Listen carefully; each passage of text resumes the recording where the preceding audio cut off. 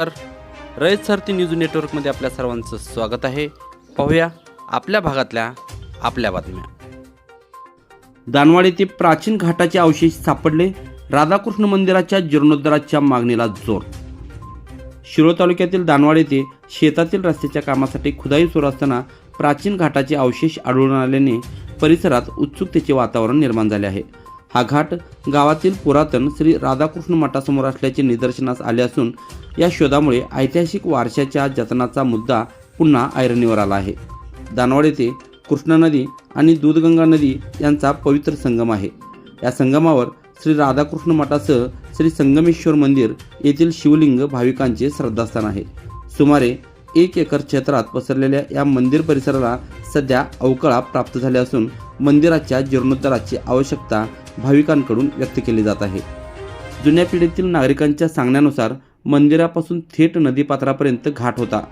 मंदिरासमोर रस्ता करण्यासाठी सुरू असलेल्या खुदाई दरम्यान घाटाचे अवशेष प्रत्यक्षात आढळून आल्याने या कथनास दुजोरा मिळाला आहे। सध्या परिसरातील शेतकऱ्यांनी वर्गणीच्या माध्यमातून घाट मोकळा करण्याचे काम हाती घेतले आहे। घाट पूर्णपणे मोकळा करून त्याचे जतन करण्यासाठी मोठ्या निधीची आवश्यकता असल्याचे स्थानिकांनी सांगितले।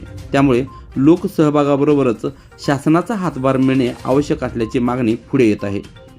स्थानिकांच्या मते प्रभू श्री रामचंद्रांच्या पदस्पर्शाने या भूमीला विशेष महत्त्व लाभले आहे। यड्डूर महात्म्य, श्रीकृष्ण लहरी तसेच इतर काही धार्मिक ग्रंथात या क्षेत्राचा उल्लेख आढळतो असे सांगितले जाते।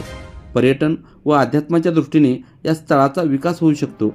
राधाकृष्ण मंदिराचा जीर्णोद्धार आणि संपूर्ण घाट मोकळा करून पुरातन वास्तूंचे संवर्धन करणे ही काळाची गरज असल्याची भावना घाट शोधून तो मोकळा करण्यासाठी प्रयत्नशील असलेल्या युवकांनी व्यक्त केली आहे। रयत सारथी वृत्तसेवेसाठी सुनील संगपाळ। रामकृष्णारी सत्य संकल्पाचा दाता नारायण या उद्देशाने या नवे दानवाड व जुने दानवाड या दोन्ही गावाला धार्मिक वारसा लाभलेलं राधाकृष्ण मंदिर, या राधाकृष्ण मंदिराजवळ आज रस्त्याचं काम करत असताना या ठिकाणी पुरातन घाट आपल्याला घाटाचा उजाळा आपल्याला घाटाचे पुरावे आपल्याला मिळालेले आहेत। त्या घाटाचं अस्तित्व मंदिराजवळ व त्याचबरोबर नदीपात्रामध्ये या घाटाचे अस्तित्व दिसून येत होते।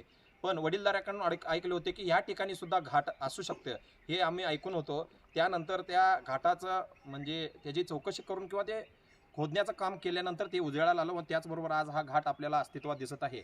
या घाटासाठी येथील स्थानिक शेतकऱ्यांच्या सहकार्याने व गावकऱ्यांच्या सहकार्याने हे काम चालू आहे। त्याचबरोबर हे जर काम तडीस न्यायचं असेल तर या भागातील लोकप्रतिनिधी, दानशूर व्यक्ती व दोन्ही गावातील ग्रामस्थांची ह्याला योग्य ती मदत लागणार आहे। कारण ह्या खर्चिक बाजू असल्यामुळे ह्याला मोठ्या स्तरावर खर्च येणार आहे। तरी सर्वांनी या कामासाठी सढळ हाताने मदत करून हा काम तडीस नेण्यासाठी आपण प्रयत्न करूया व हे काम करून या राधाकृष्ण मंदिराला किंवा श्री राधाकृष्ण व संगमेश्वरांना आपण हे सेवा करण्याची आपल्याला संधी मिळाली आहे। ती संधी सर्वांनी आपल्याने सेवा करून घेऊया। धन्यवाद।